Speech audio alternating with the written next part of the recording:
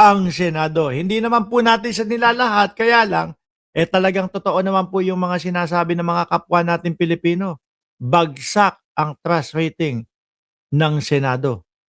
27% ang ibinaba, no?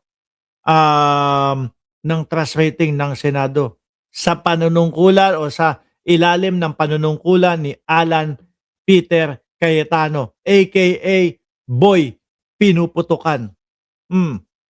Pagka meron na talaga, pag may order at talaga namang dapat na siyang isuko, hindi naman tatakas yan, hindi susuko. So, that is protective custody. I will make an example for our public to easily understand. Pumasok ka halimbawa ng isang department store, pinaiwan mo yung bag mo. Ayan. Sa, anong ibig sabihin nun? Ipinagtiwala mo sa kanya yung bag mo na yon, binigyan ka ng numero, sila yung may kustodiya ron. Pag nawala yan, may nangyari dyan sa gamit na yan. Yung department store o yung grocery store ang mananagot. Di ba? Napakalinaw ho ng pagpapaliwanag ni Director Matibag. Pagpasok mo ng department store, sandali, bawal po ang mga bag, mga plastic bag or whatever na pwedeng isuksok yung mga produkto namin dyan at maging shoplifting. Ano? Iwan po dito yan. Kami po ang bahala dyan. May gwardiya kaming nakatutok dyan. Pagkatapos nyo pong mamili, pwede nyo makuha. Ito po ang numero ninyo. No, pagkatapos na po kayo, ibibigay nyo yung numero para maibigay namin yung bag sa inyo. Pag kami nawala dito, kami bahala dito kasi yun yung rules and regulation namin na iwan sa amin eh. Kami mananagot dito. Nakita nyo po yung pagpapaliwanag ni Matibag, mga bossing ni Director Matibag. Ngayon po, mga boss, chief, amo, sir, mabilisan natin pupuntahan yung pagpapaliwanag naman, siyempre para patas po tayo. No? Maipakita naman sa inyo yung pagpapaliwanag ni Alan Peter Cayetano ho, mga bossing. Ito. Figured out. Kailangan po kasi sa lahat, mga kababayan, kahit na reaction vlog lang po tayo, parehas na side na ipapakita natin. Pakinggan po natin yung side naman ni Alan Peter Cayetano, mga bossing. Away. And I praise God for the opportunity. So if you have... Yan naman ang gusto ko sa mga kampo na nila Peter Cayetano eh. Una, mga Diyos, di ba? Yan, mga ganyan. Una, Diyos. Yan. Game. young children, and you want them to have a neutral explanation of what we're Ayan. going through as a nation, I thought of a way, I received this way of explaining through Pokemon. From our Ano daw? Mag-e-explain daw o i-explain kung gusto niya daw, mga kababayan, kung gusto niya daw ho, mga kababayan, ng neutral at patas na explanation, i-explain daw po ni Alan Peter Cayetano through Pokemon. Sabi ni Ma'am Dina Joy Lasya, Mark, huwag kang mag-interrupt habang magsalita ang video. Naku po, i-vlog po natin ito. No? Yung mga video naman po na yan, makikita ninyo doon sa sa mga kagaya nito, sa page ni Alan Peter Cayetano. Doon pwede nyo po mapanood ng walang interrupt. Kasi po dito sa atin, reaction video po talaga, mga kababayan. Talagang uutay-utayin at mahihimay-himay natin. O game, through ano daw? Pokemon. Okay. Hindi ho ako maalam dito sa Pokemon na to. Mga kababayan, tulungan nyo po ako, ha? Mega Dream to the Perfect Order, to the Ascended Heroes, to the Chaos Rising. Okay. Maglalaro ata tayo. Mega Dream. Okay, sige. Sige, tuloy. Hayaan na ho natin, mga kababayan, si Senate President. Life is like that, di ba? But unlike Pokemon, which is a game, and it's for collectors, you're dealing with real lives here and not imagination. So for example, sa Monday, will we rise above and try to articulate people? Sa Monday, we will rise above. Naku, sir, naririnig ko doon sa mga balibalita at umuugong na chismax, no? Na tuloy pa din daw yung pagpapalit ng Senate President. Yun yung nakikita ko.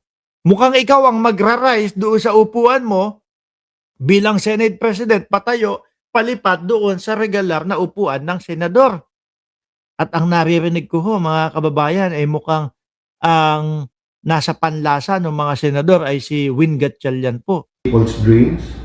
Will we rise above the political fray? So for Sabi ni Ma'am Trexie Villa, anong pinagsasasabi ni Boy 10K? Pokemon daw po. example, sabi, parang walang nangyari. Hindi po. Hindi natin minemenos yung nangyari noong May 13. Ang sinasabi natin, let's deal with it professionally. Let's have Hindi, para wala naman talagang nangyari. Totoo naman, 'di ba? Hanggang ngayon, tingnan nyo, wala pa ding mga senador na, ano ba 'to? Ano ba talaga nangyari? Yung magpaliwanag ba? Sabi nga ho ni Ted Filon, mga kababayan, ilang araw na ang dumaan. 13, May 13 nung nangyari. Ngayon, 23 na ng Mayo. Wala pa ding humahalongkat doon. Parang walang nangyari. Totoo.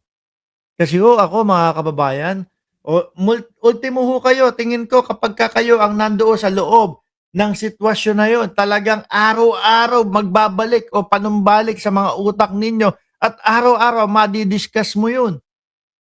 Pero kapag nabubuko, nahalata yung mga scripted na ganyan, kalimutan na lang natin yun. Sabi nga ni Aplaska, di ho ba, mga kababayan? No, kalimutan na lang po natin 'yun. Magtulong-tulong na lang po tayo. Putragis ka. Pagkatapos mong magpaputok ng 27 hanggang 32 na putok at tawagin ninyo na warning shot 'yon, kalimutan na lang. Hindi ko alam kung kayang kalimutan ng NBI yung ginawa mo, Aplaska. Napaputukan sila doon kung saan naroon sila. Ang nakikita ko sa iyo, siguro tatagal 1 o 2 buwan, hindi ka na mabibigla. No, kasi tingin ko naman, alam mo na ang mangyayari. Kakasuhan ka ng NBI. Panigurado ho yan. Hindi palalagpasin ng NBI yan.